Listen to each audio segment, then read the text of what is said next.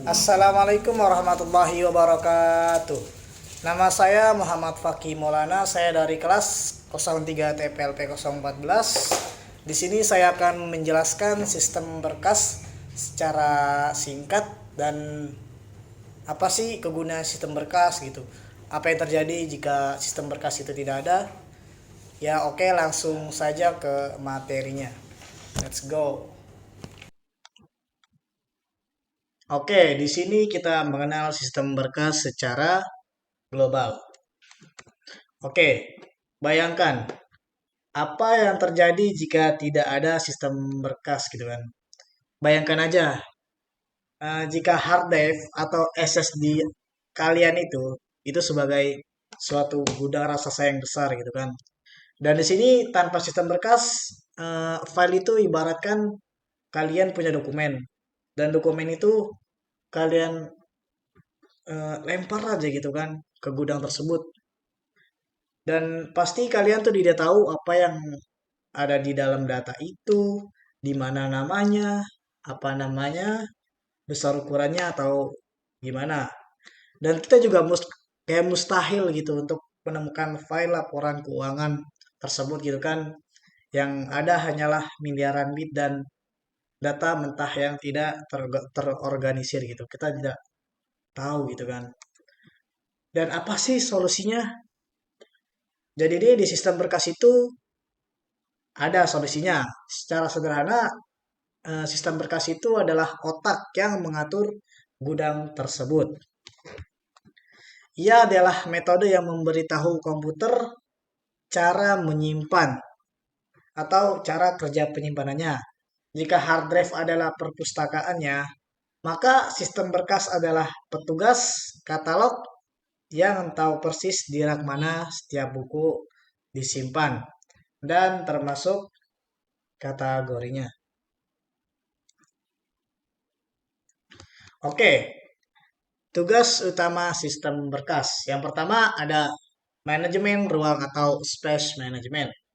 Jadi di manajemen ruang ini kita bisa melacak bagian mana dari disk yang terisi dan bagian mana yang kosong. Jadi di manajemen ruang itu kita bisa tahu gitu kan di mana letak dari disk yang ada isinya, di mana penyimpanan yang kosong. Ya, kurang lebih seperti itu. Dan yang kedua ada penamaan dan organisasi atau yang biasa disebut dengan naming and hierarchy. Jadi di penamaan dan organisasi ini ada mengizinkan kita memberi nama file, misalnya resume, doc. Ini biasanya ditemukan di file-file berupa contohnya kayak PDF, berupa dengan Word atau PPT, biasanya di akhir file itu ada namanya gitu kan.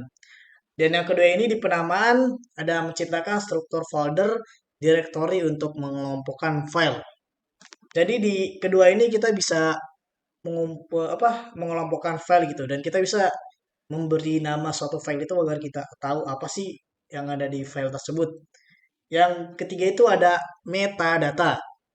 Yang di dalam metadata ini ada menyimpan data tentang data, dan ada contoh ukuran file, tanggal dibuat, izin akses, dan siapa boleh baca atau tulis.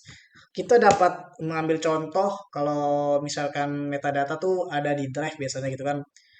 Di drive itu jika kita eh, memberikan file gitu, misalkan di waktu tersebut kita tahu kapan file itu dikirim, kapan file itu dibuat, dan kita bisa mengatur siapa yang boleh mengakses gitu kan dalam metadata tersebut. Dan yang keempat ada API atau yang biasa disebut dengan AP, Application Programming Interface. Jadi di API ini ada menyediakan cara bagi program seperti Microsoft Word. Oke, di sini ada contoh dunia nyata. Jadi di sistem berkas yang mungkin kalian gunakan itu biasanya ada NTFS. Apa sih NTFS itu? NTFS adalah New Technology File System, yang fungsinya ini digunakan oleh Windows modern. Dan yang kedua ini di NTFS ini ada fitur. Di fitur ini kita bisa buat aman izin akses, dan mendukung file besar. Jadi di NTFS ini kita sudah pasti aman gitu dan udah ada izin aksesnya itu. Dia juga dapat menyimpan file yang besar gitu kan. Dan yang kedua ini ada FIT 32, 32 atau exFAT yang fungsinya itu digunakan oleh flash disk, kartu SD, hard disk eksternal. Fitur kompatibilitas universal, bisa dibaca Windows, Mac, dan Linux, TV, dan lain-lainnya. Dan yang ketiga ada IPFI atau disebut dengan Apple File System. Yang fungsinya ini digunakan oleh Mac OS dan iOS atau yang biasa digunakan iPhone gitu kan. Dan yang kedua ini ada fiturnya. Fitur ini sangat cepat, dioptimalkan untuk penyimpanan SSD.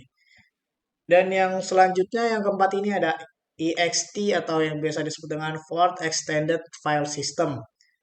Digunakan oleh sebagian besar distribusi Linux termasuk Android. Fitur sangat stabil dan handal.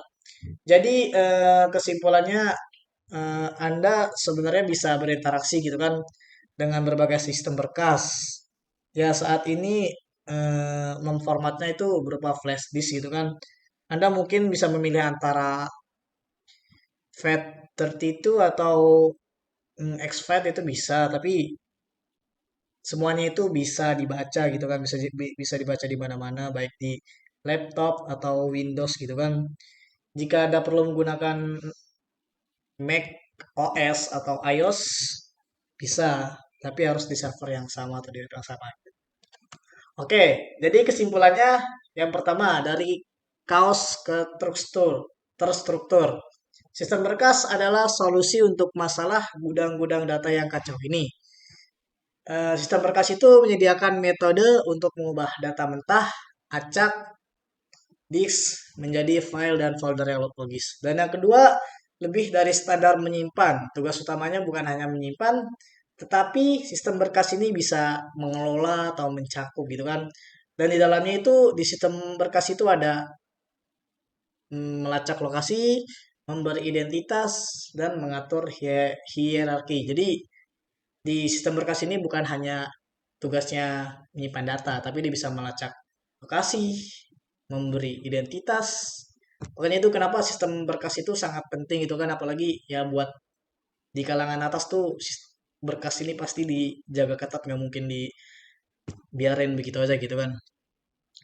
Jadi beragam sesuai kebutuhan, tidak ada satu sistem berkas yang sempurna untuk semua. Itulah mengapa kita memiliki NTFS untuk Windows, APFS untuk Mac, dan ext4 untuk Linux. Masing-masing dioptimalkan untuk tugasnya. Jadi di semua ini baik di NTFS, APPS, di Mac iOS atau yang lainnya tuh dia mempunyai tugasnya masing-masing. Sekian video presentasi singkat dari saya, kurang lebihnya mohon maaf. Wassalamualaikum warahmatullahi wabarakatuh. Terima kasih Pak.